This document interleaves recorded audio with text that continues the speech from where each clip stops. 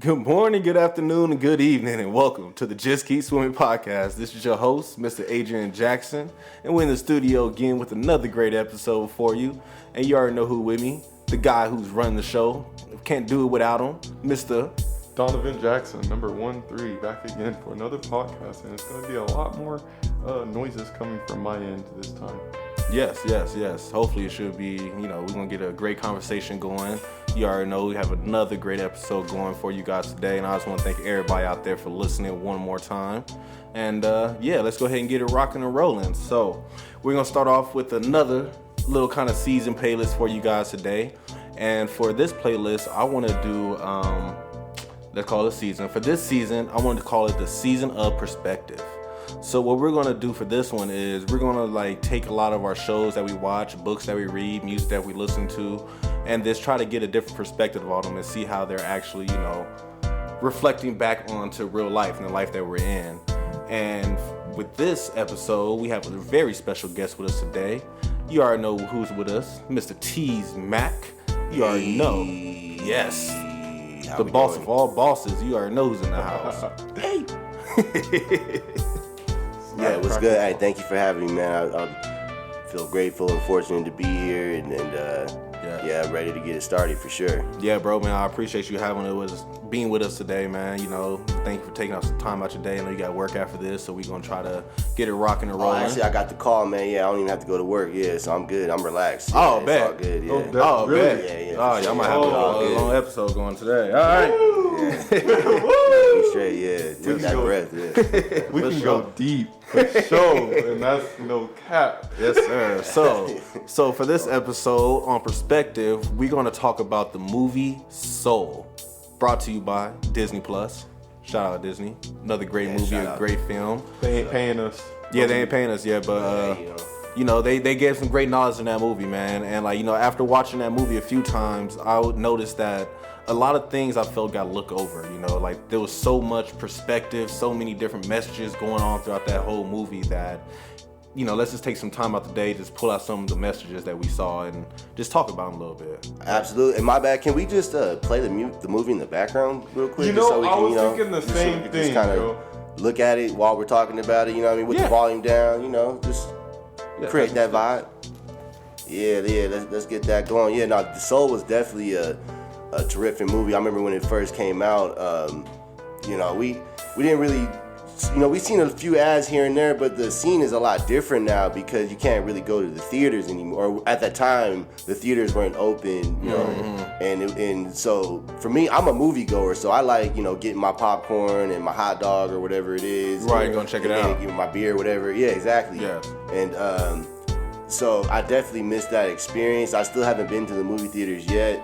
But, I remember, I was just sitting there with my kids watching the movie, and just from the first, 10 minutes, from the animation itself to how, the story and just from the moment that title screen came on, I'm like, oh my gosh, I'm really in for a ride right now. It was crazy. Yes, no, and that's how I felt about it, because at first, I didn't even know what to expect. I just heard that, it's some cool jazz music and, Jamie Foxx is in it or something like that. I'm like, oh, okay, cool. I'm gonna check it out, and then it just slapped me in the face. I was like, yo. Oh yeah, that's crazy. You know what? I didn't even know that it was Jamie Foxx until after the movie. So yeah, that was the crazy part to me. So yeah, but I was like, oh, it makes sense. It was Jamie and this and that. But yeah, that was crazy. Yes, it was great, man. So let's get the conversation going a little bit, and I just want to start off by let's talk about the characters. And since we was talking about Jamie, let's talk about his character, who was Joe. Right. Joe was our he was the one that we carried the story through. Our main character, of course, musician. Middle school band teacher, and was just trying to live his life, and finally got his shot, and then everything went wild for him when he fell down the manhole cover. Yeah, precisely. So I just want to talk about so what do you think made Joe so relatable to other normal people in the world? What do you think really helped Joe relate to all of us? Well, from the opening scene, he's conducting his music class. He's trying to gather unruly preteens, and and you can tell he's there, so that he clearly wants to be there in some sense. Right. But it may be dragging along. It may just be going through the motions. But sometimes you get that inspiration or that spark, I guess that's a little precursor. But either way, we sometimes like a situation will happen, and somebody will play a specific note or show you a song that you like, or and that basically allows you to think about things in a different perspective, or maybe just makes you excited, right? Yeah, it just gives you that passion for whatever it is to do it. But yeah, as far as Joe, in a sense, like you said, he's just that everyday teacher, just trying to make a living, right? He's trying to get his check. He's trying to earn his due. Mm-hmm. No, and I like that about Joe. That was one thing I did like about him. Like he kind of knew what he liked to do already. He really knew that he loved the piano. It was something that was kind of thrown onto him. He didn't expect to like it, but he really knew that something about the piano just made him feel good. And I just like the idea that he always stuck with what made him feel good. Yeah, and exactly. I really salute him for that, for sure. Yeah. And like you said, that's from the first opening, from the first couple minutes of the video, you can gather that about him as a character. So they hit home with that because it's instantly relatable to most of us that work for the check, right? Yeah, exactly. But like, it was his way of like, in my perspective, it was like the way he demonstrated his love for the music. It was just amazing the way he played the notes, the emotion he put into it when he was showing the kids, the way he was gracefully playing, like the way he got first introduced into it, and he's been chasing after that dream no matter what. Right. He's determined, and he obviously has the skill for it, but what makes him relatable is like, you may have that talent or you built up that skill, but you still get rejection. Mm-hmm. Yeah. So I guess talking to both of you guys who are music engineers, I'm sure you probably relate to them a lot more. Did you guys feel that way? Like, music is your thing, and you just feel like that, and just something about it makes you feel good. So that's like why you keep chasing it. I would say for me, since I played viola, there was definitely moments in terms of like, I don't think I can do that audition, especially since I'm around kids that's already been playing for like an extra 3 years. I joined late, right? Even though I was pretty decent, I would think, but it was just like, I like doing it and I'm still doing it, but those feelings of rejection kind of kept me from like continuing it. And then that kind of transferred to something else, and where I'm actually feel like I'm confident in my beats now and stuff for sure. Right. That was kind of like my break, just recognizing that within myself, but definitely feeling the rejection and the just my self-criticisms and my own self. It made it a little bit rough to continue on, in a sense, until that one day. And that was kind of recently because Triv kind of gave me that energy. One day I got that, this is dope. Oh, now I have more networking opportunities. I just took this week off so I can focus more on those, adventures and things like that. Sure. Right. And, I just feel that determinedness, the way he just ran across a whole town just to get to that one thing. Audition. One audition. No, absolutely. I feel like to kind of look at another perspective or angle on that, like Joe as a teacher per se, right?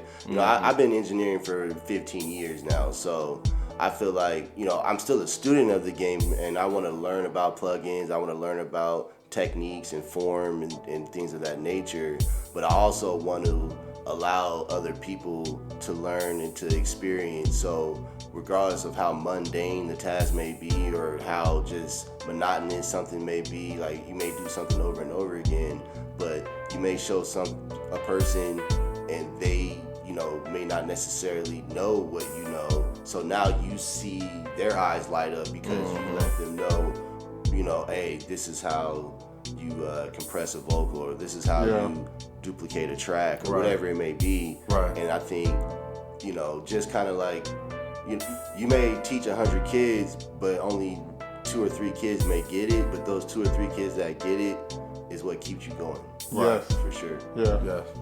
I agree on that right there, and that's the truth. That's just doing this podcast, you know what I'm saying? The few people that get it, it makes you want to keep going. It makes you want to just keep driving. So, okay, maybe I am helping somebody think it's a little different or learn something. And when you see that drive, it gives that energy right back to you. Yeah, exactly. And that was an example when, when they were doing the rehearsal and band class in the beginning of the movie, and then that one girl had that trombone and she did her solo, and I was like, and then he was just like, oh wow, this is why I'm doing this. You know?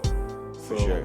Yeah, no, that was beautiful. That was really beautiful because he saw the inspiration was being passed, and he was like, okay, cool. Somebody else is in their spark. Yeah. You know, I like that. I really like that. Yeah. So now let's go to the big twist that happened then. Joe goes to the audition, plays his part, and then all of a sudden he falls into the manhole cover. And then now he is on the road to the afterlife, but he won't accept that destiny.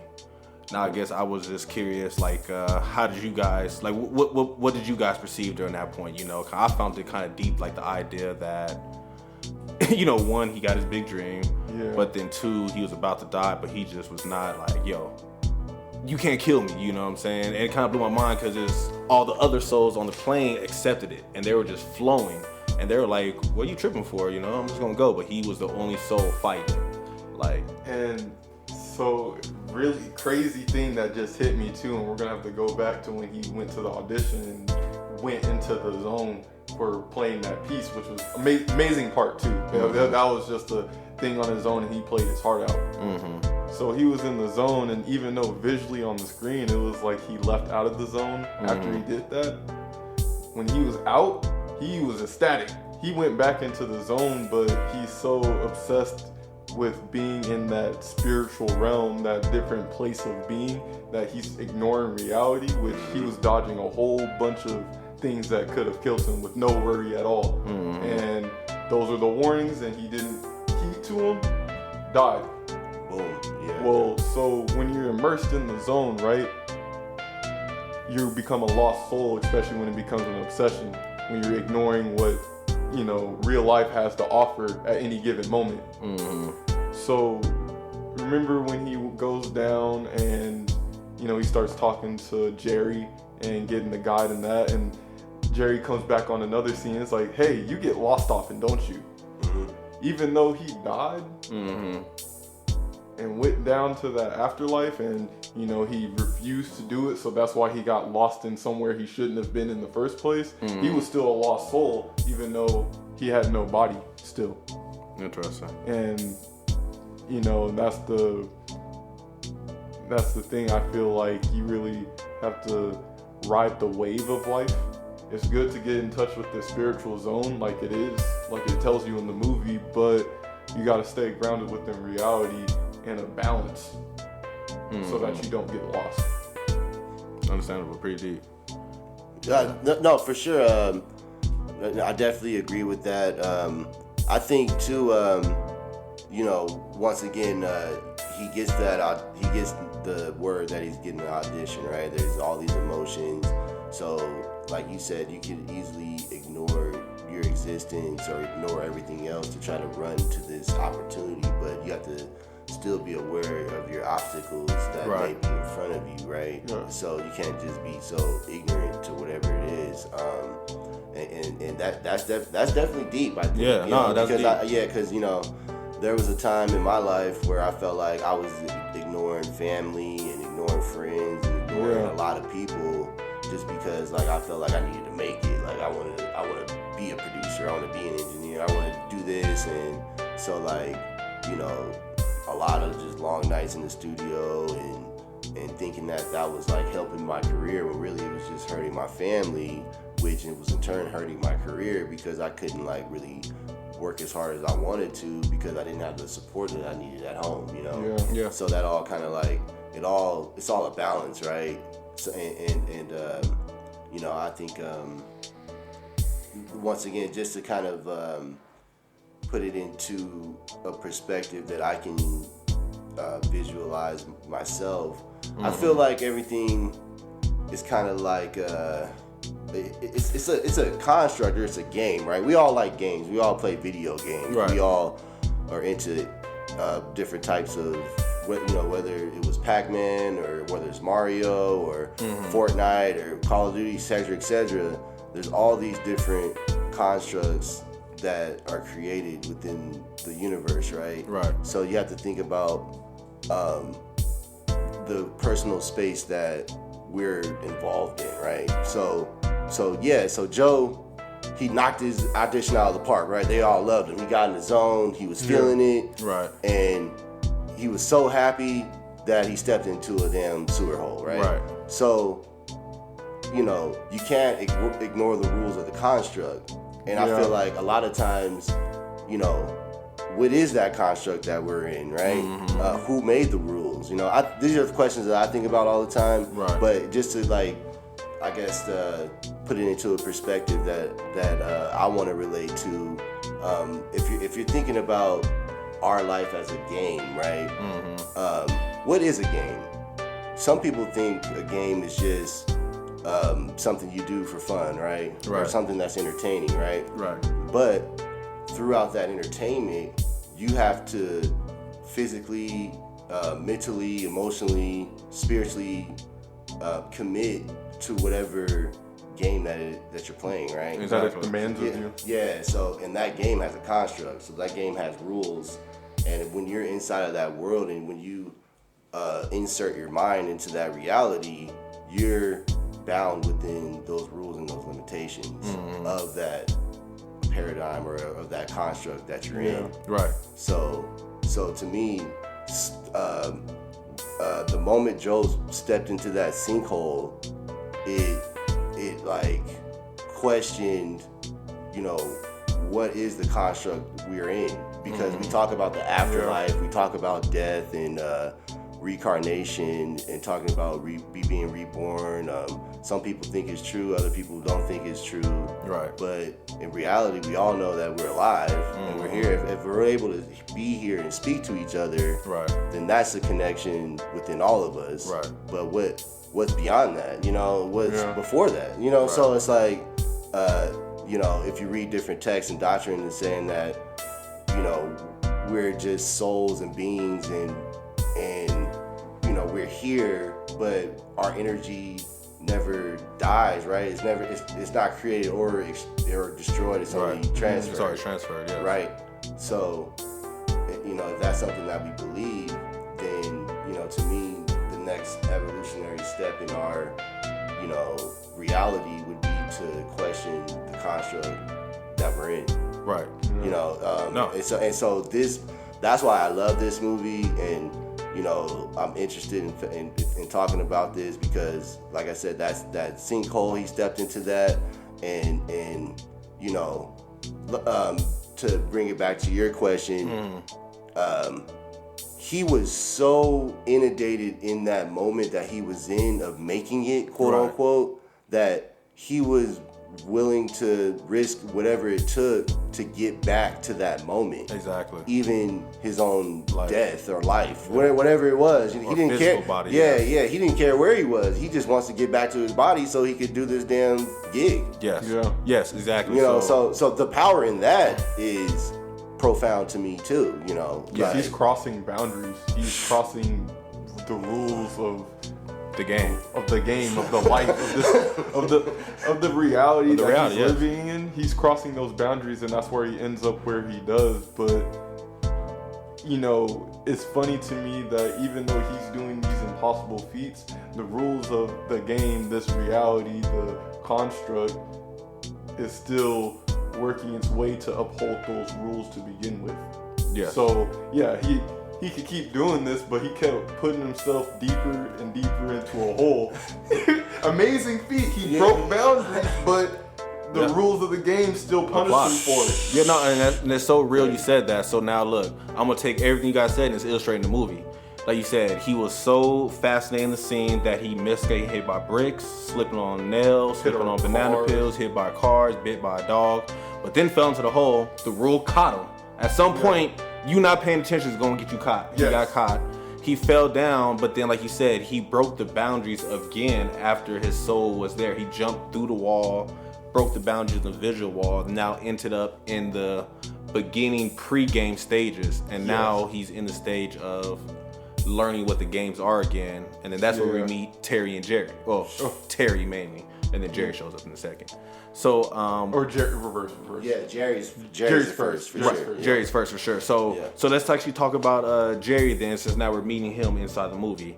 So Jerry was so we talked about a game just now. So Jerry was technically the referee of this game, making sure that the game flowed. He never really, certain aspects I watched learned from Jerry while watching was, like I said, he was the ultimate, the infinite. Triv, you had the best way of explaining it. I forgot how you said it. Omnipotent. He said it perfect. The actual quote from what they explain is the coming together of all quantum fields of the universe. Right. Is also known as a Jerry. Right. Right. So, yeah, that to me that's deep. What is that? Once again, let's say it again. The coming together of all quantum fields of the universe. Right. So Jerry is low-key the beginning and the end. The alpha and the omega. Yeah, exactly. You know what I'm saying? So he's the ultimate everything. And that's why it's either as personified as much as it can through the movie by there being so many Jerrys. He is literally everything and everywhere at the same time. At all times. At all times. Exactly. Yeah. You know what I'm saying? They're always escorting. Hi, go meet Jerry. Go talk to Jerry, and then Jerry will help you here. Yeah. Whoop-de-whoop. So that brings my first question then. Even though Jerry was everywhere, knew everything, and was all over the place, why did he play that role of I'm not too sure? Or for example, when the dude showed up, he walked up to him like he didn't know who he was. When Joe first showed up, he asked Joe who he was. When Joe put the name tag on saying I'm Mr. Bean or whatever the guy's name was, they didn't stop him saying that's not Mr. Bean, that's Joe. You know, but the Jerrys just kept letting everything flow. So I guess my question is to you guys is why do you feel Jerry just let everything flow the way he did? Go ahead. Go ahead. For me, when I was watching this, I kind of related it back to my religious, faithful beliefs in a sense. And it's like, okay, omnipotent being, that's what God is. But He gave us free will. It's free will. He is the everything, but He lets everything flows, and He gives life. He gives the personalities to the souls, and then lets them go. Right. He gives them the freedom to choose what they like, and then lets them go. But that's giving them free reign, free decisions to make their own choices. Right. In a sense, He's not really going to stop that because He gave you free will already. Right. So, but He makes the rules of the universe since He is the universe, and whatever happens is up to you. I'm just reacting. He's basically embodying it. I'm letting whatever is happening to you because you did what you wanted to do to get there. Right. In a sense. And for sure. No, I totally agree with that, and I think to try to add to that point, ultimately, the name Jerry is just a term because like our minds aren't even really capable of understanding what it is that accumulation of all the quantum fields could possibly be. So when you talk about God or a Jerry, you can say he, or you can say she, or you can say it or they, but it's just really the term that is comfortable with you, right? Exactly. So because the first Jerry that we meet is a female voice, right? So, but is it male or female? We don't know if Jerrys have a gender. We don't think that. I mean, our world has male and female. So biologically, that's how we look at things. But in a realm above our own, there may not be a such thing as male and female.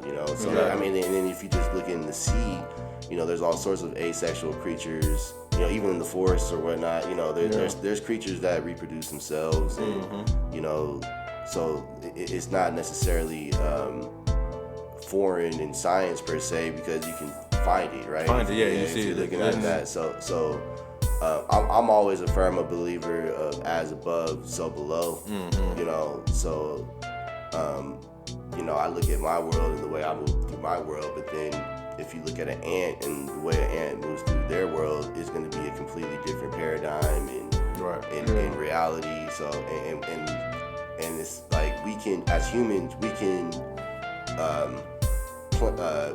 make an ant farm, right, and observe an ant farm, but the ants may never know that we're observing them. Exactly. And so does that make us a god to the ants? Mm-hmm. Because we made their whole environment, you know what I mean? We got the whole farm for them, we put them in there, we bring the food, we do all that. So it's like, are the ants praying to the gods to bring the food? Right. You know? Right. When it's just in our little like backyard, you know? So I, you know, I guess, not to like go too far into a tangent. But I want to just kind of talk about like purpose of things, right? Because ultimately, you know, a lot of people are going to get different ideas and views and opinions within this movie, and people have different ideas about religion and the way that they think about things, right? So it's all based on, it's all subjective, right? Mm-hmm. Everything is subjective based on the viewer. Exactly. That's been proven with the double slit theory, you know, with the double slit experiment. You guys have heard about that, right? With the where basically they shoot electrons through a hole, and depending on the way you look at it, determines which way the electrons go. Yeah, exactly. Oh, what? Yeah, so they have experience where they actually put two plants in a similar environment, but they go to one plant saying, "I hate you, you suck, you ugly," Oh, that. whoop de whoop, it'll die. But the other plant you walk to, "I love you, you're beautiful," blah blah, it'll grow bigger. You know, so it's like power your words, vibrations, everything like that. Yeah, absolutely. So I feel like within that particular thing, you know, so we talk about purpose, like why would I build an ant farm? You know, just to observe it, just to look at it. I might have fun with it. I might want to destroy it after it's done. I'm not really sure why sometimes, but I just did it, right? Right. So to me, sometimes we look at the whys of a lot of different things,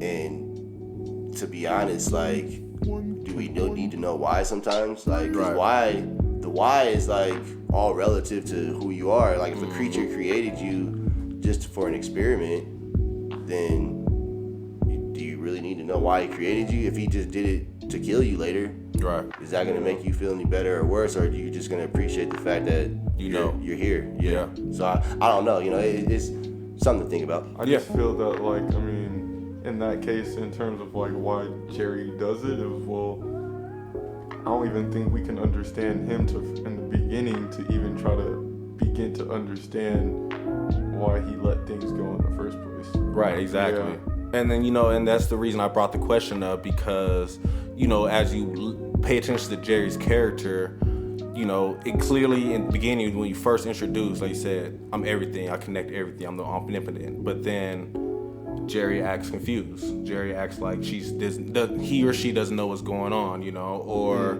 at the end of the movie, Jerry was inspired by Joe.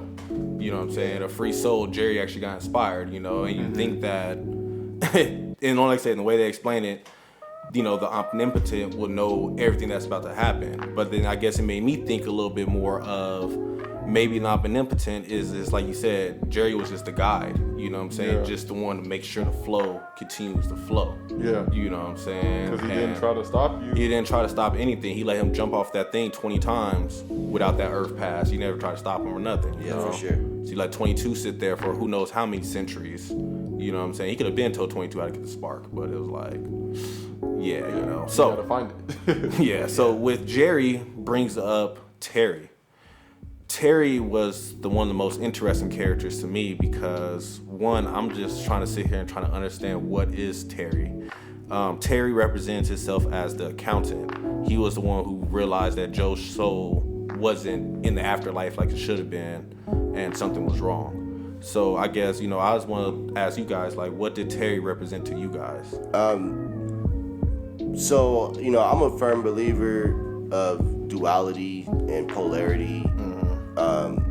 So, you know, how do we know what negative is without positive, right? You put positive and negative together, then you know, you get a reaction, whatever.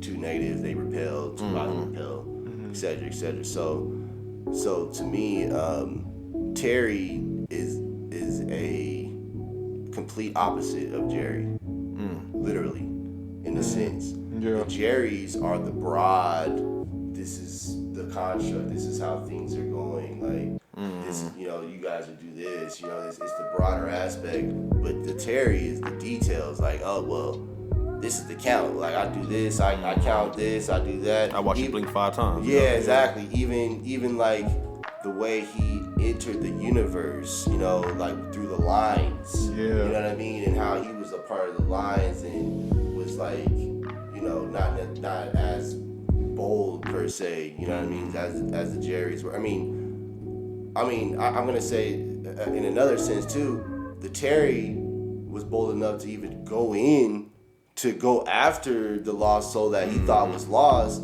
and actually made a mistake in the process of, you know, pulling out somebody else, which creates even more things. But because of the Terry's, you know,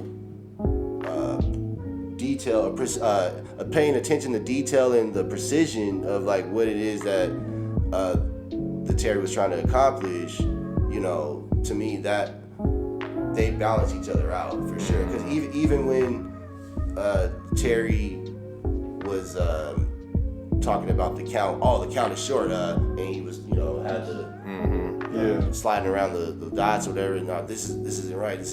The count's short, and the Jerry's like, oh well, it's okay. You know, they were just like going with the flow, the count hasn't been off in centuries, you know. But Terry's like, no, this is off. So to me, that was just the, you know, and then. Same thing. The Terry was willing to check every single file without hesitation. Like, okay, let's get it started. You see all this. There's a lot of Gonzalez. Yeah, I caught that part. That was funny. Yeah, but yeah. So to me, they're just opposites, and that represents polarity in the universe. I like it. What about you, Donovan? Kind of more like along that line, especially after you explain that, the big picture oriented and the detail oriented type of people. Like, see the big broad picture, but somebody has to also do the details to make it that big large picture. Yes. So they need each other, but you can't be too detailed, but you can't be too broad at the same time, and that's just the like representation of keeping balance. No, absolutely. And then within our own worlds, you know, when you think about masculine and feminine energy, in general, masculine energy is more broad, it's more brood, you know, it's more, you know, like just go after it, get it done. Like, okay, I don't care about the small stuff. Exactly. Oh, is the rent paid? Like, let me go pay the rent, or let's get the bulk stuff done. And then, like you said, as far as female energy, that's why they're more nurturing and more caring and more detail oriented. So they're gonna make sure that pillows are fluffed right, couches are set up right, or, you know, look more nice. Food is cooked. It's ready. You know, all the different things. They take good care of the details, and so when you combine masculine and feminine energy, you receive that whole picture, right? I mean, you know, just from my research and my perspective, right? From I like at things. I like it. So what if I give you guys a little semi-plot twist? So would you say that Jerry and Terry could represent pride and ego? Because, for example, like you said, Terry was very, you know, egotistic, you know what I'm saying? The count had to be right. He searched every file to prove that he was right, that there was a soul missing, to the point that I'm gonna go down to earth and find this guy and make sure that we put the count right. But then at the end of it, what happened? Oh, good job, Terry. Thank you. And walked off. And then what do you say? Oh, I need me a trophy. And so they had a award ceremony, and the award ceremony was a award ceremony that you said you requested because you feel you deserved it, you know? Yeah. So I guess, you know, I was looking at it in that way. Like, do you feel like it represents personalities on like an ultimate, the good and the bad of it? Or the, you know? So to kind of bring it back to the big picture people and the detail-oriented people, like, in terms of detail, you want to make your picture look exactly how you want it, which kind of it's up to your it's up to your own standards, and that's the ego. And then him being prideful in his work, like, oh yeah, he's happy he did that, he fixed everything, so yeah, no, I'm gonna go make that trophy. And to some degree, you need that pride and ego to make you who you are. But taking it to overdrive is when I feel like you kind of get another case of like the lost soul. But would you say that Terry, even though how prideful and how much of an ego he does have, would you say that's overboard? Because it's like you can have the pride and ego without being bad, right? But how much of it do you have before you go wrong? And in that case, is Terry wrong, or is he just fine the way he is? And that's what was interesting about it, because, you know, Jerry accepted Terry the exact way he was. He knew Terry was like that. You know what I'm saying? Terry went and did the whole mission. They gave him a round of applause and all that stuff. But at the end of the day, he technically didn't fix nothing, because what they had to do, they had to go and fix the count at the very end of the movie to show that all the stuff that he did, it just did it to make him feel good. It wasn't even, he didn't really fix nothing around the world or around the universe. You know what I'm saying? Unless it was all a part of Jerry's plan, of course. Or did he? You know, because if he didn't actually go in and find them at that particular time, to pull them back out, they wouldn't have been pulled back out, and 22 would have never became that lost soul for them to go and fix and all that stuff. So everything happened the way it's supposed to. Yeah, exactly. Yeah. And so I think as far as like pride and ego thing, I want to say it's a little bit beyond that in a sense, because once again, I think about it as a construct, right? So you know, if the Jerrys and the Terrys are just a part of the construct, right, and they allow the things to happen, I think, you know, their whole purpose was just to do what it is that their job was at that particular time, you know, and what that job was basically, once again, the facilitation of the souls themselves, right? You know, so I don't know. It gets interesting. Yeah. No, I like it because, like you said, some great logic. Because, you know, like you said, Terry could be more of the law. Yeah. You know what I'm saying? Like you said, Jerry was the entertainment. You know, the new counselor here to help you out. But then Jerry was that dean, or Terry was the dean to make sure that I'm on you, or see if you mess up. Yeah, you know exactly. Yeah. I think that's a good analogy. Yeah, I like that. It's like having a computer and then your anti-malware service. It's like, oh, something's here where it's not supposed to be. My job is to go fix this whatever way I can. So I'll use up the computer resources. I'll do whatever I have to do to go fix this problem in this broad world. Right. Yeah. Exactly. I'm upholding this law. I was told to do this. I love it. So let's jump to another character then. Of course, one of the favorites, Mr. 22, Mr. Who knows what it's going to be. Yeah, that was deep too. I was thinking at the end of the day, like, dang, so it like it was going toward like China or Russia. So she probably Chinese, Russian? I don't know. But, so 22 character was very interesting, you know. That soul has been stuck in the realm before. I forgot what the great before. Yeah. So she was stuck in the great before for years, you know, mentored by Mother Teresa, Muhammad Ali, Gandhi, everybody, like Abraham Lincoln, everybody tried to mentor this soul to get prepared to go to Earth, you know. And I think one of the biggest things that really stood out to her was the idea of unable to get a spark. You know, so, and I just want to talk about that a little bit. Like, you know, based off her character and stuff, what made you guys believe why she couldn't get her spark? I feel this one probably took until the second time you watching it, trying to like get a grasp on it. But like, I mean, the way she presents herself in the sense of, oh yeah, I know everything. Yeah, this life thing is pointless. I'm pretty sure I know what it's like, even though you haven't experienced it. Right. Oh, who could say how integral she is about doing everything in the hall of everything. Right. She probably just thinks, oh, this stuff's not going to interest me, so I'm not even going to bother with it, therefore not even getting the chance to get a spark. Right. Like you see the other kids being so involved into it, yeah. Into whatever they're trying. Yeah, but you got one kid being in basketball, being thrown in the hoop, but that made the spark for somebody else. But, you know, he actually put his effort into it, or you got a whole bunch of other souls just doing their best, or at least trying the activity to hopefully get the experience to know that that's my spark so I can go on. Deep. So you feel like she never really gave the chance to try to experience until she was forced to do it. Into Joe's body back on Earth.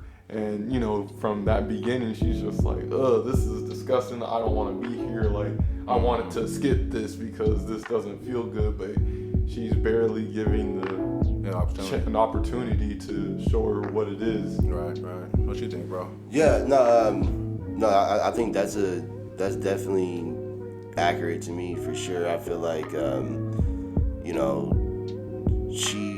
she's looking, or like I said, she knows it. She's a know-it-all, right? Right. At the end of the day, like if you got people that know everything and they're, you can't really tell them how to do anything, or you can't give them advice. You can't really give them an opinion, or you can't even just like show them what you're happy about because they're like, oh, you're happy about that? You suck. It's like, what? Well, this is I'm happy about this. Like, so yeah, I think, social media and the internet is definitely a great tool for us. It gives us opportunities to, reach and be better people and to do things that we haven't been able to do. Right. But because of these different algorithms and what we've been accustomed to doing, like within our own bubbles, I feel like it's a lot easier to have 22's attitude in life these days, because at the end of the day, I could go to YouTube and watch anything that I want. If I want to learn how to play pool, I can learn how to play pool. If I want to learn how to juggle, I can juggle. I can learn how to swim or skate or ride a bike or. But then it comes to this question. It's like, yeah, you have that tool, right? But are you really using it? Like, how many people actually go watch YouTube? Oh, let me learn how to make cordon bleu. Okay, I watched the video. That was interesting. I've always wanted to know how to make that. But did they ever get around to using that tool to actually go make it sometimes? And it's like, I feel like that's 22's attitude. Like, oh, I know it, but I haven't done it to experience it. Understandable. No, absolutely. But I think, on a chemical level, when you look at the screen too many times and you get too many reactions and responses, or if you have too much stimuli, then overall it affects the dopamine levels in your brain. Yeah. And when your dopamine levels are too high, you literally need to feed it more to get higher. So that's why we smoke and we have different addictions, different problems, because we ultimately just have chemical side effects within our bodies, our day-to-day. Yeah, exactly. So once again, I think 22 kind of personifies that, because it's so easy for us just to have access to everything. So because you have access to everything, you feel like you've already done everything. Yeah. You know what I mean? So what else can you do? Like what else can I do? I've learned it all from everybody. Like I've seen every quote. Like No, so. I feel, because this takes me back to when you were younger, Donovan. When you used to watch a game on your phone. You would not go rent the game. You would just watch it on your phone, watch somebody else on YouTube play it, and you literally watch somebody play the whole game. And I'm like, why are you watching somebody play the game? You don't want to go experience the game? Like, you don't want the controllers in your hand, actually controls, whatever. But then because you felt that, oh, all right, watch John play the game, they don't read for me to play the game no more. And the whole game would just fall off the radar. You know what I'm saying? You're like, I'm done with this whole experience now. You know, and I felt like that was 22 was experiencing because, for example, she was mentored by Gandhi, Mother Teresa, you know what I'm saying, the biggest philosophers and people of the time for what they showed us, you know what I'm saying, some of the world's greatest leaders, you know, and I felt that she was getting the taste of, oh, so this is what life is, huh? I go and have people follow me, or people salute me, people reign me and stuff, you know. But it wasn't until she met Joe and saw that, okay, life isn't all rainbow and sunshines, that she got interested at all. Yeah. You know what I'm saying? I really found that interesting, the idea that she saw that, oh, it can possibly go wrong, you know. And this guy, from all the people I met, this guy life is trash, but he's fighting to get back to it. Why? You know, and I felt that's what really sparked her, you know. It was the literal definition of spark that she needed. The understanding of the drive to go do what you want. Yeah. I like it. So then with 22, it led us to my favorite part of this area, which was the land between. What was it called, bro? The zone. The zone. Yeah. Yes, the zone. So they talked about the zone, and they met the mystics of the zone. So the mystics of between the spiritual and the earthly realm, and their guide souls get back to the spirits. We learned a lot about the zone, how people can, you know, play a piano, get lost into their craft, and end up in the zone. But if you're in the zone a little too long, or if you get truly immersed in that, I'm out the zone. Somebody smacked me with a rock out the zone. You know, if you get too immersed in that craft, you become a lost soul, you know. Like so an obsession with it. Yeah, so I just want to talk about that. So, like, Triv, you know, for sure, I know you had experience. So, like, how did that really hit you? You know what? I kind of want to, because, like, the zone is definitely an important place. But I feel like it's important to talk about, you know, before they get back into the zone, per se. Well, actually, yeah, you know what? Yeah. This is a good part. So they meet the mystics to go back into the zone, and I like, as an engineer, I feel like it's my job to be in the zone, right? That space between the computer and the human, right? Yeah. So when I get into that zone, while I'm looking at the screen, I'm in the computer and I'm you know, touching the knobs or whatnot. I feel like that moment, the time's not moving and nothing's really happening. It's happening in front of me and I'm in the moment, but I just feel like nothing else is happening per se, right? Yeah. And I think that you know, in that realm, you can meet people, right? And you can have connections within that vibration because, you know, being in the vibration of being excited and doing different things, right? I feel like that is an energy in itself, and it allows you to meet people of the like nature because you're just so into what you're doing that you just meet somebody else that's into what you're doing as well. Right. You know what I mean? So Yeah, very interesting. yeah. So like your vibrations attract, you know. yeah, absolutely. So like, you know, although you know, the first mystic that we encounter that's driving the ship, you know, that 22 introduces us to, right? You know, he's on the corner flipping a sign, right? So you think like, oh, is this some random guy flipping the sign? You know, anybody from the outside world, oh, that guy looks cool flipping the sign, or oh, what's that dude doing? Like, everybody has all these opinions about this guy, but what is this guy really doing? Right. He's out there saving lives in Saving the souls. zone. You know what I mean?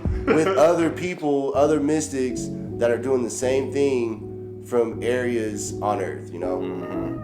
Which to me is a crazy, conception in itself as well. Yeah, no, that's look, that's actually a super deep conception because Napoleon Hill, he talks about I don't know if you ever heard of the School of the Masters. Yeah. Yes. Mm-hmm. So they say there's like a school deep up in the mountains somewhere where originally how it started was people were meditating all over the world and they were connecting through the meditations and finally said, let's meet. And allegedly, they're like the Eternals low-key. Like they're, living on top of the mountains. And when you reach a certain point in your life, allegedly they'll literally come and hit you while you're in the zone and say, hey, welcome. You know what I'm saying? You pass the dark forest and, if you stay out the forest, I'll connect with you all the time, teach you this, that, and the third, and keep throwing information at you. But then once you do fall back in the dark forest, we'll lose connection until you get back out again. And it's pretty interesting. It was a pretty interesting logic concept, I really shorthanded that, but it's lovely. It's lovely that this man for sure, to just go off the side topic, Mr. Napoleon Hill, he has multiple things where he's so into the zone that he meets the devil, he meets his other self, he meets the mystics, he meets the masters, he meets all these people that in the writing it sounds like non-fiction or fiction, but imagination. But no, for him, it's legit. And of course, he always meets other people that have experienced what he experienced. You know what I'm saying? Yeah. And I found that really deep. I found that really deep when they, I found that. I feel like that, it is that astral plane that you're reaching when you go into the zone. And I guess it's like in terms of the awareness that you have, which is the awareness to see other people. Like for all the people that was in the zone when they first entered that area, it was like, they're doing their craft and just jamming out. But they're all separate, yeah. But, not even that they're all separate, more so like they're not even paying attention to this other state of being that they're wound up into. Yes. Right? The difference between them and the mystics, which is they difference know between they're in us the state. Yeah, they know they're in the state. They went to that state on purpose, and we know how to use the state, the flow state. Yeah, exactly. Yes. I now that's a deep logic right there, bro. Because like you said, he looks like he's a guy flipping the sign, but he's so into the zone that his spirit is not even there. After they tackled him, it took him 2 seconds to kick back into his body. He was so sure. in the zone. Yeah. That's deep. So, when we get to the zone, then I guess I just want to talk about then, how do you guys feel you find balance in the zone? I feel like that one dude, what was he doing? Looking for gold? And then kept looking for gold for so long that he just lost himself looking for the gold, and now he's a lost soul. So how do you find balance? How do you feel you find balance between not being a lost soul or I would say that transition? To put it in a very broad term, because you can go, it is so many factors and facets to it. It would be accountability for yourself. Like, you know what you need to do in order to be okay, and when you get lost, you're not okay. Like, this man just basically was losing his soul by looking for this gold, or the other dude that was at this he was trying to make a trade, and then he's burning himself out on this computer for a job, and just for what? He lost something. He lost the why. When he woke up, he was like, why am I here? Why am I doing this? That was his question, And he doesn't have an answer to his why or a direction to his why. Amazing. So that why, I feel exactly. Why? I think that hit the nail on the head for sure. Why is the most important piece, and kind of like what I was saying earlier, sometimes we don't know why people do things or why things happen per se, but as long as we know why we're doing it, it always gives us that level of being grounded, right? Right. Yeah, and you can always, because at the end of the day, once again, what's important to you, right? So I love work and I love making music and I love engineering. Right. But I think my family is probably more important than that. Yes. To me. And even while you can do whatever you want for if you know a why, but you also still have to stay grounded within the confines of the rules of this universe. You still have responsibilities to uphold. Yeah. Whether you think it's, those responsibilities are important to you or not, that's up to your decision, but the world is going to react in order to your decision. Yeah, so exactly. That's where it's like, okay, if I'm burning myself out on this computer at this job, that I'm not getting my basic needs met, which is relaxation, spending time with the family, or, living Right. in general, then I'm lost. Right. I don't know where I am. I don't know why I'm doing this. The answer of why I'm doing this in the first place has left the building. Whether I get that back and I still agree with that why, or I don't, then it's my decision. But I have to be ready to reap the consequences that come from this. Right. And you may or may not see the consequences since you're so lost. Right. And hopefully you have a mystic, end quote, to come help you out in that situation. Some people don't. Right. So. Yeah, for sure. 55-30. Okay, no, I like that. So then I guess it leads me to a kind of up in the air question. Do you guys feel that Joe, from what we learned about the character of the movie, do you feel he was on his way to becoming a lost soul? Or was he already a lost soul and maybe he got pumped out?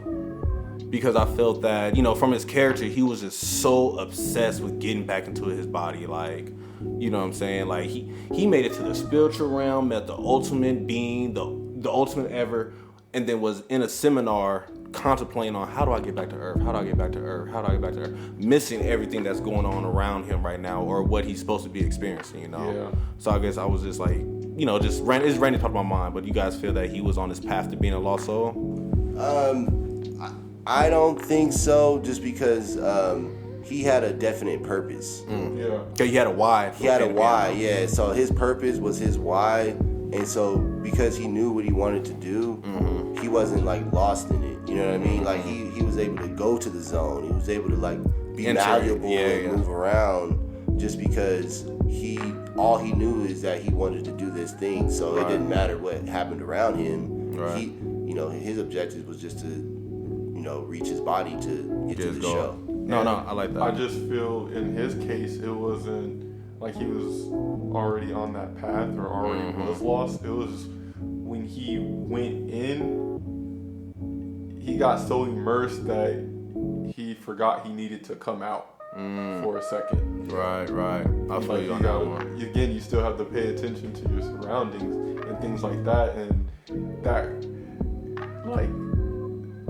like exponents or like it multiplies upon itself when he went into the great before, because he was still ignoring the bounds and the boundaries that was set and everything else that was in place, so he shouldn't go back. He ignored all of that and kept digging deeper, to why I said he was still technically a lost soul in the great before. But before he died, I feel like that was the necessary drive to achieve your dreams. He just had to put it in moderation and keep it in balance. And he forgot to keep it in balance, to which he went into those near-death scenarios and eventually died. No, like you said, the near-death scenarios were needed to prepare him, because, like you said, he still lived his dream. Yeah. But then it let him realize that, this dream was just it. I could probably experience a lot more. A lot more. So this leads me to one of my best questions I want to think about then is when 22 came to Earth, of course, and she experienced life. What do you guys believe was one of the best experiences that she had to get her that spark? Because it really didn't really explain what it was. It kind of just said her coming to the Earth and experience. My mindset was her coming to Earth and experiencing life and actually getting the taste is what made her feel like, oh, I can do this. But I was just wondering, based off what you guys saw, what do you guys really feel sparked her to be ready for Earth? I would say, I haven't rewatched that far into it just because of life. But I would say a definite Kickstarter would be when Joe's student came and said she was quitting. And then she was like, no, I'm gonna go hang with her real quick because she's on the same mindset that I'm at. But then after talking to her for a little bit and like gaining her perspective and how she viewed things to begin with, and then how it changed and why it changed, then I feel like that kickstarted her to start thinking outside the box, even after being in this real world for a couple hours so far. Interesting. Yeah, like she that. still thought she knew everything, even in his body, and rejected. But I feel like that was the kick of the wall to put it down, to Make it think a different way. make it think a different way, and therefore accept different experiences, which led to, I guess, her spark living to get these experiences. Right, I like it. Like I can play, bro, we can play the same sport on the same day at the same time on nearly identical fields, but your experience is going to be wildly different than my experience, and what I thought your experience would be is still way different than what it actually was. Exactly. Yeah, for sure. Exactly. And that I could like be an addiction in terms of like, yeah, I want to go experience things. That's what I want to do. Right. You know, every situation's not exactly the same, you know? Interesting. What you think, bro? You know what? Just to kind of like answer that question, I think that the accumulation of like everything that she did is like what kind of drives her to get the spark. So like you're saying, you know, whether it was the trumpet player or the trombone player, she played trombone, right? What she played? I'm pretty sure it's trombone. Yeah, trombone. Yeah. So whether it was the trombone player and her relating to that, or whether it was eating the pizza on the sidewalk, or just being scared, you know, they kind of had like a montage of some of these different experiences, right? And then ultimately, there's a feather that kind of floats in the air, and then you can see just the beauty of the sky, and that feather just lands in her hand, and when you pick up that feather, you just like appreciate being there, right? And I think that was the spark. Right. That moment right there, because although all the accumulation of everything she did led to that moment, but that particular moment with the feather is what I think was the actual like spark itself. Right. To me. Yeah. If you want to like make, because you know, whenever she showed the Hall of Everything, you know, a kid got hit with a soccer ball and got a spark. A kid made a basketball hoop and got a spark, right? So, although, it was that experience that gave them that particular spark, that experience is what allowed them to realize that they're alive. Right. So then, let's go back to the scene she was in the Hall of Everything, right? Do you feel she could have got her spark if she would let that building burn? You know what? I don't think so. To be honest, it's good. Like you could get into the details of it in that sense, but to be real, I want to kind of like talk about something that happened, you know, before 22 entered Joe's body, right? So I want to just talk about that, right? I feel like that in itself is something profound that we need to like really sit down and understand, right? Yeah, go ahead. Because let's think about it. So Joe's in the great beyond, right? He's at the U seminar. Rebranded, right? So within this youth seminar, he's starting to understand how souls are constructed, right? How they get their personalities, right? So he's understanding what the Earth badge is, and he goes to the Hall of Everything and all this stuff, right? But when it comes time for him to reconnect with his body, he can't go the traditional route. So 22's like, oh, okay, come through here. Let's go over here. Let's go to the zone. They found the mystics. They get into a meditative state, right? They all start playing the music, whatever. Yeah. Joe's like, oh, do we really have to do this? They're like, yeah, let's do this. So they meditate. They find Joe's body, right? Okay, cool. So, Joe starts to feel the senses. He feels, he can hear the heart monitor. He can feel the cat, all that stuff. So, now boom, all of a sudden they fall into that hole, into that vortex to go inside of Joe's body, right? Yeah. So theoretically, Joe is alive. His body is alive, but it's lifeless because his soul is not inside, right? So he's in a coma, is what they call that, right? Yeah. So basically, Joe starts to wake up because of this therapeutic cat, right? Then once again, a detail I noticed was with the cat, while Joe's rubbing the cat is not moving at all. Like the cat is dormant. And then, so boom, they both fall in. Joe wakes up. He realizes he's in the cat's body, right? The cat, 22 is in Joe's body, right? They show the cat going to the great beyond, right? In the line, basically, like meow, whatever. So basically, taking that concept in itself of being outside of your body and being injected into your body, right? To me, that is such a profound thing because we don't think of our bodies as vessels that hold spirits and hold souls. Yeah. So what happens is like, yeah, we have our own soul in our body per se, Right. but what if we have other souls sharing our body as well that we don't know about? You know, what if there's different entities or forces that are out there that are able to like use different people as vessels in order to experience life in the way that they see it? You know, just because they're allowed to, right? So there's all kinds of things that happen within Earth and the world. Just for a brief example, if we watch Unsolved Mysteries on Netflix, there's different.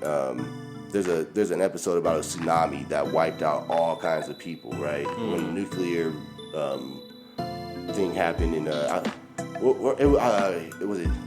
it's not Hiroshima. It's wherever the nuclear plant was in Japan. I know. I have to look it up. Either way it goes, a ton of people died at one time within that time. So the whole episode, it's basically ghost stories, and it follows people around, and there's like ghost taxi rides, and people like get in a car, and the driver thinks the person's there, and then they get to the destination and nobody's there. So there's all kinds of these particular stories. There was one story in particular where a girl was like literally possessed by these different spirits or entities, which was really just people that died that didn't have a body anymore, that needed something to connect to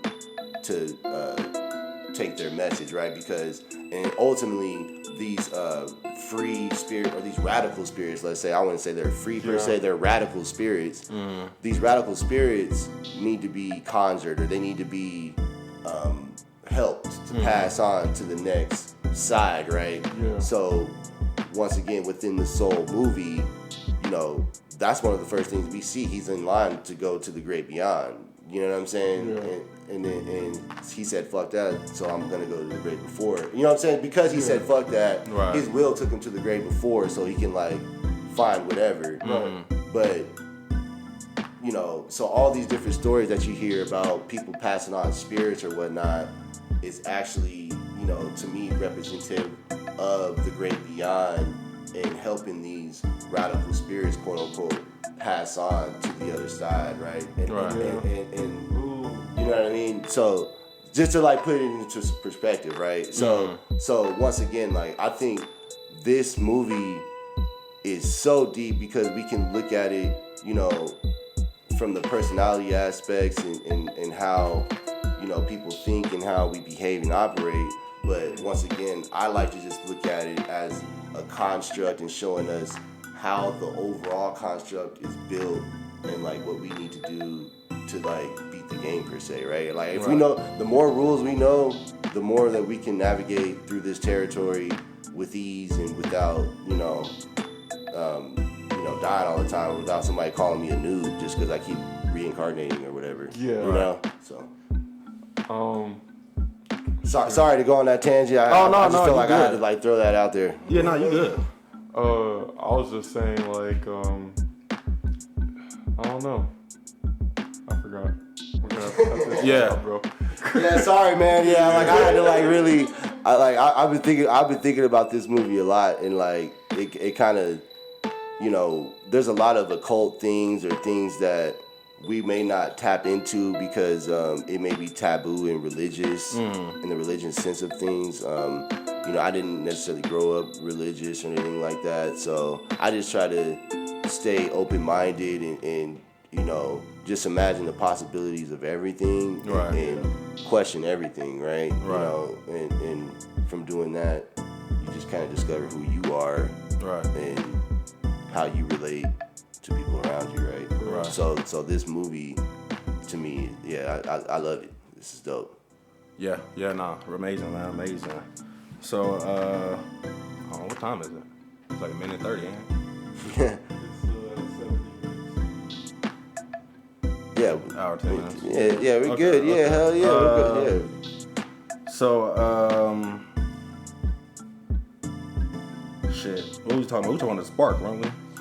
Yeah, so my question is then what is the spark in your eyes? What do you guys truly believe the spark is? Because if you talk to Jerry at the end of the movie, he kind of was like, you know, how did you guys know my spark was piano? He's like, oh, your spark wasn't piano. You know, your spark doesn't actually represent nothing.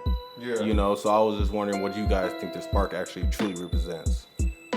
I think the spark is basically the experience of being alive.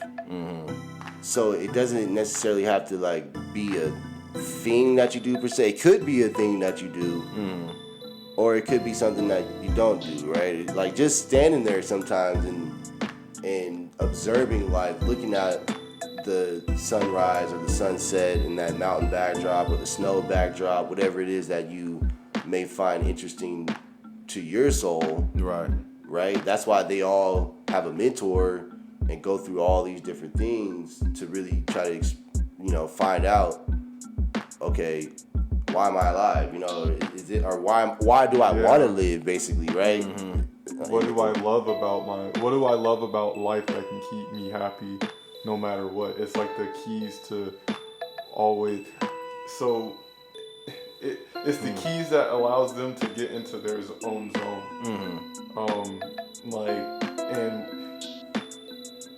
I mean, if you want to treat it like the mystics, though, they mastered it to the point where They control it. And go in no matter what, and that's why they're eternal in a sense, because no matter at any given moment, they know how to get to this state of being to where, you know, I like being here, but not overindulging to become a lost soul. But you don't necessarily have to play the piano if that's your spark. You might just be the person that likes to listen to piano, and that's it. That's all you need to hear. You just need to hear it. And that's what makes you happy. If there was nothing else on this earth, that was the one thing that made it worth it for you. They have 7 of them, and that keeps them grounded. I like it. Yeah, for sure. Yeah, I think, I guess it was for me then, I would probably say, I like how you said the thing that keeps you happy, but then, you know, she enjoyed the fear and, you know, the people screaming at her and the dude in the subway bumping her or whatever it was too, you know, so I kind of look at it more as it's just the experience in general. You know what I'm saying? The idea that you finally realize that, yes, I'm on this ride or in this car or on this roller coaster, whatever it is, and I just have to go through it every moment, you know? And I got a question real quick. Like, when we were introduced into the mystics, it seemed like 22 and them were cool, right? Like, it was dope. But it's funny how she was the way she was, and they were the way they were, and where they were at. They were on Earth enjoying life, helping people in the zone, doing all this other thing. But, you know, like attracts like. So in some way, she had to be similar to them in terms of like mindset. And what she was missing was the experience. So I feel like she probably has she found one of the few keys that's going to give her like probably an easier access, because I believe everybody can do it, but easier access to become on that mystic type level.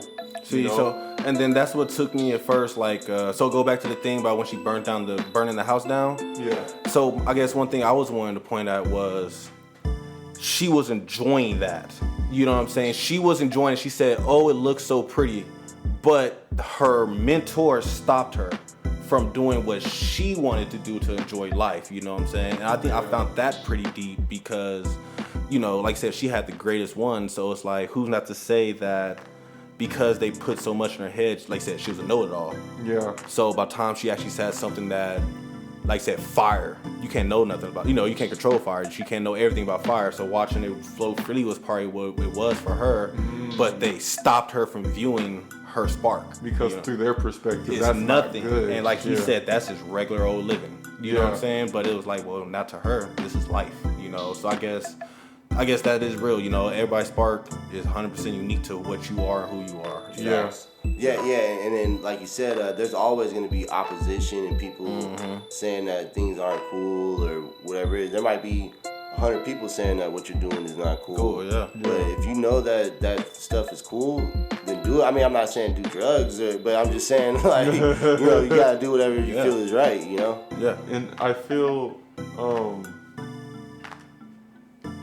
like it was normal to assume that fire was like, or her liking watching the fire was a bad idea because she could be a pyromaniac or whatever, but not necessarily, because it's like, okay, what does Superman like to do? He likes to save people. Does that necessarily mean he wants evil to come fuck everybody up?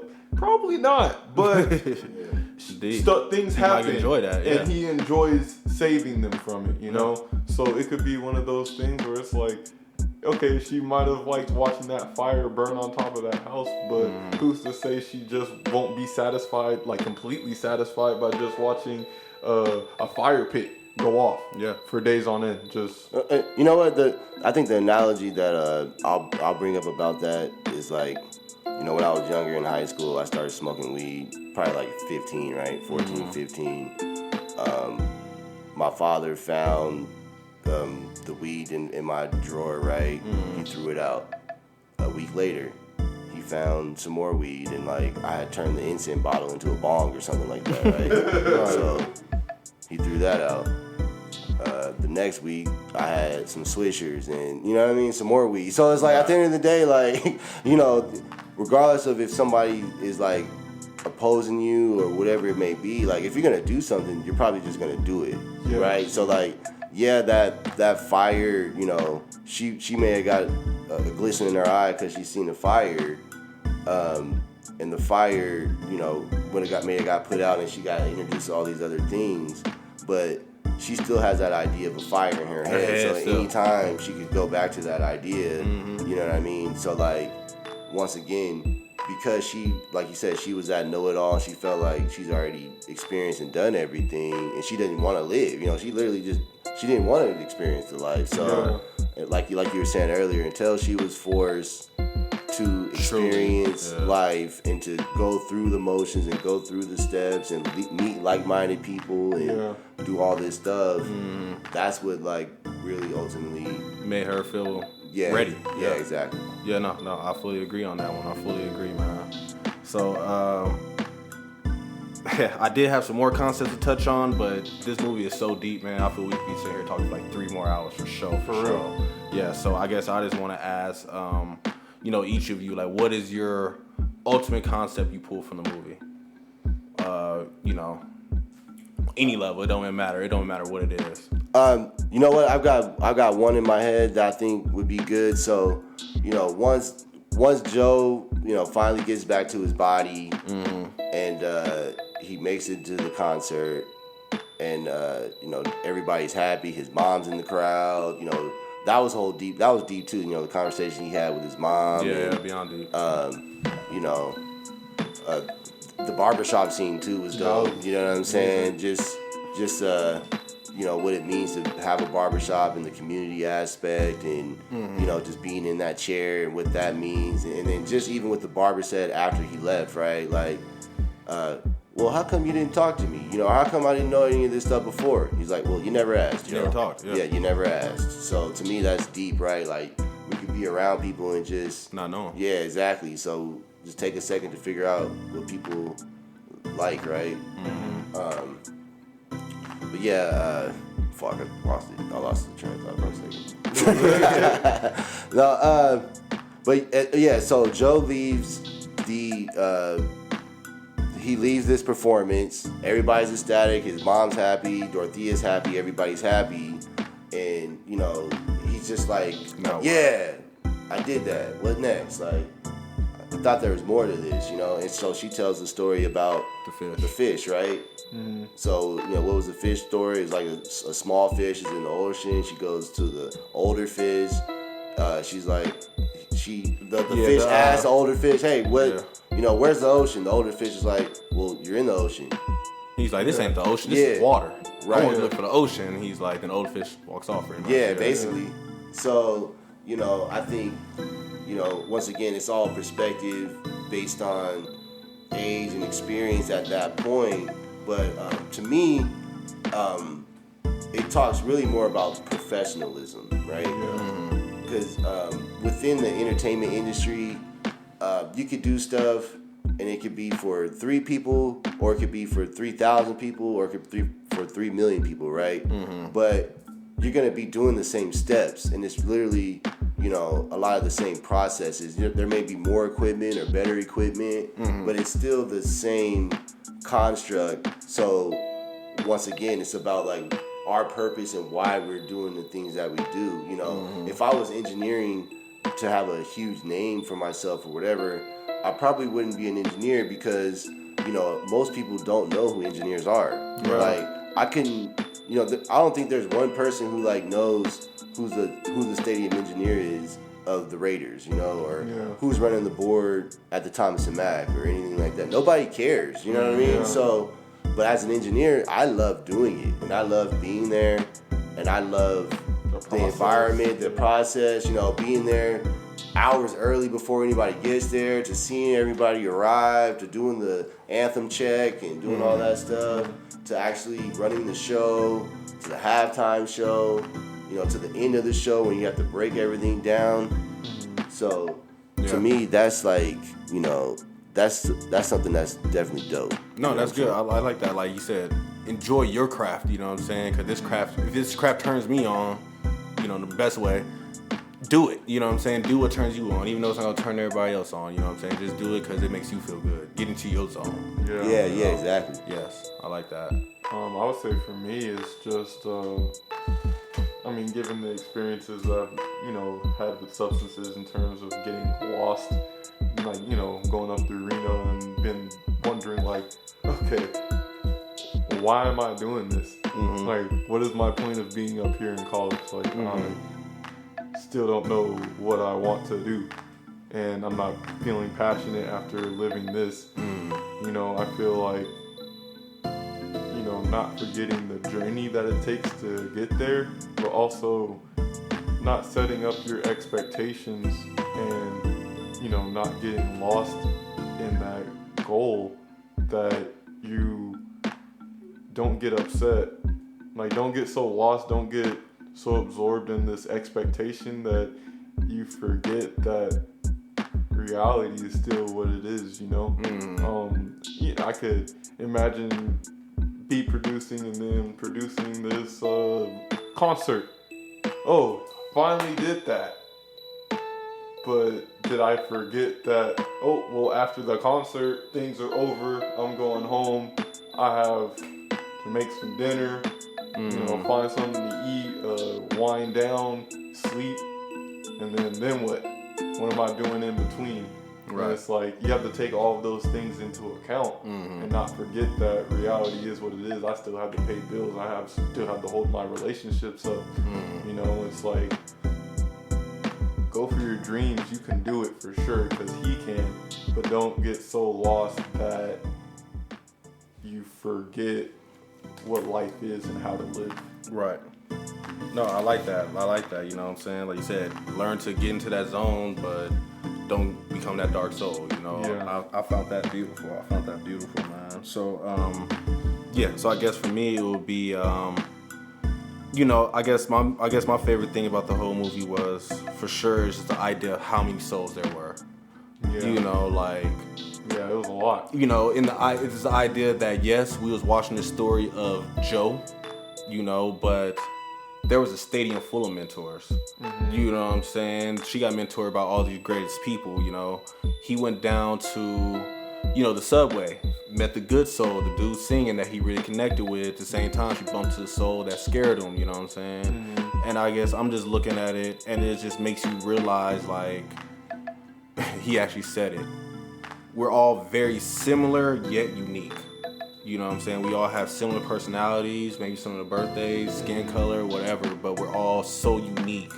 And to just think that, to believe that your story is little, or your story, you're less significant than somebody, is doing yourself a downfall. You know what I'm saying? It's hurting yourself, you know what I'm saying? Don't think you're less significant than somebody because they're the Gandhi or whatever. You know, because this movie right here shows that the greatest masters couldn't teach a soul, but a dude who's down on his luck and, you know what I'm saying, came and cut his own hair is the person that taught this oldest soul how to live life. You know what I'm saying? So I just feel like, don't doubt yourself. Like, everybody's literally here for type of purpose, reason, even if you gotta make your own up. You know I would say, like, don't downplay yourself compared to others, and on the flip side, the very same way, don't pride yourself above anybody else. Mm-hmm. Just understand that everybody is different. Mm-hmm. You know? We're all on a different path. Yeah. We're all different people with different personalities, you know? Yes. Yeah, for sure. I think one more thing I would add is I feel like, you know, whenever they were going through Joe's life, you know, there was a visualization of Joe doing different things in his life. You know, he might have been teaching some kids. He might have been, you know, getting the perfume for the date or whatever. Yeah, exactly, all that stuff. So there was different things that Joe highlighted in his life that he thought was cool, but there's a lot of things that was happening, right?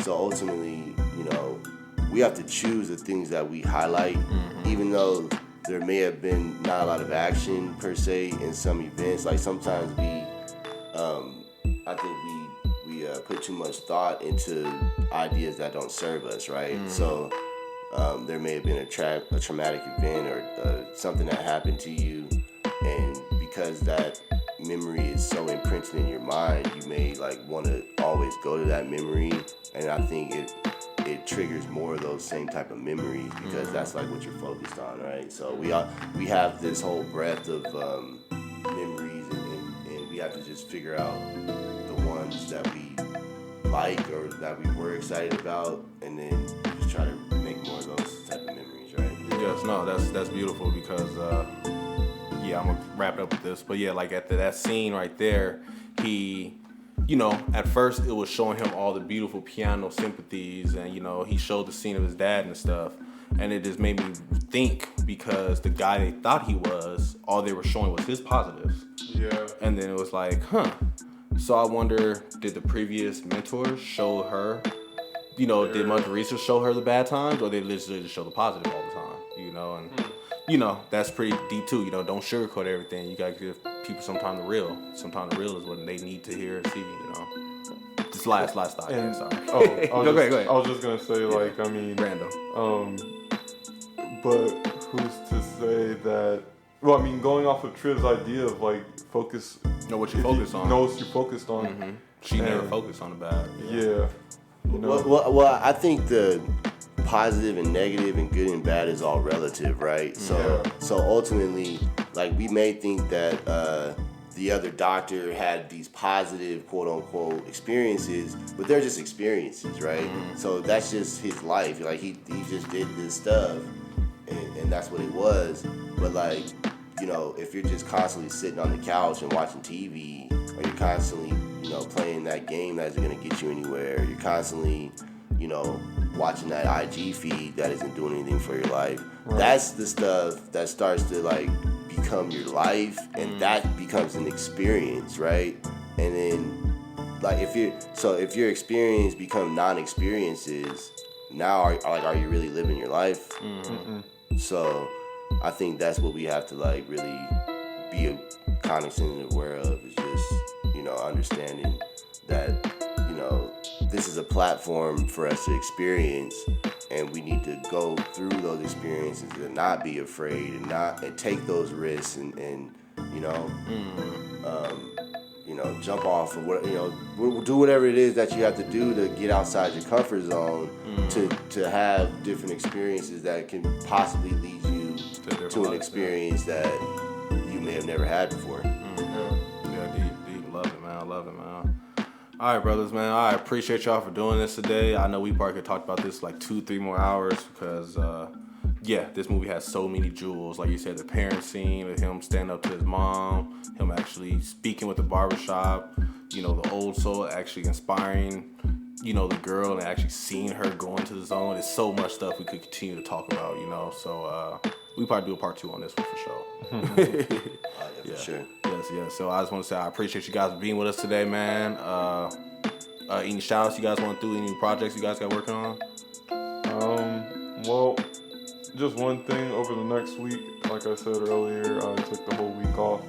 I'm redoing my music stuff and gonna start getting some TikToks and Instagram reels out there to help spread. So, you know, just be prepared for that.